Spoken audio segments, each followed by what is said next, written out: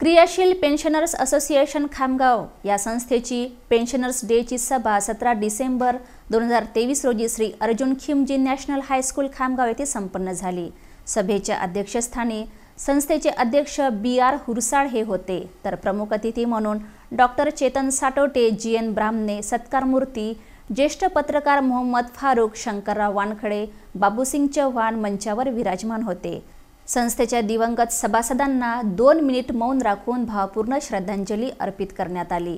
प्रास्ताविक श्रीकृष्ण कडमकर यांनी केले। सत्कारमूर्ती ज्येष्ठ पत्रकार मोहम्मद फारूक सर यांना ज्येष्ठ पत्रकारितेतील माजी राष्ट्रपती डॉक्टर झाकीर हुसेन राज्यस्तरीय पुरस्कार 2023 प्राप्त झाल्याबद्दल संस्थेने त्यांचा शाल, पुष्पहार आणि स्मृतिचिन्ह देऊन सत्कार केला।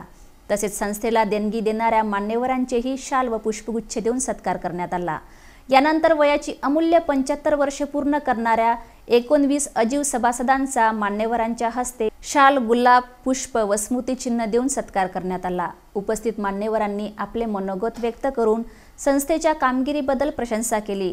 डॉक्टर चेतन साटोटे यांनी संस्थेला 10,000 रुपये देणगी दिली, त्याबद्दल सुद्धा त्यांचा सत्कार करण्यात आला आणि आभार मानण्यात आले।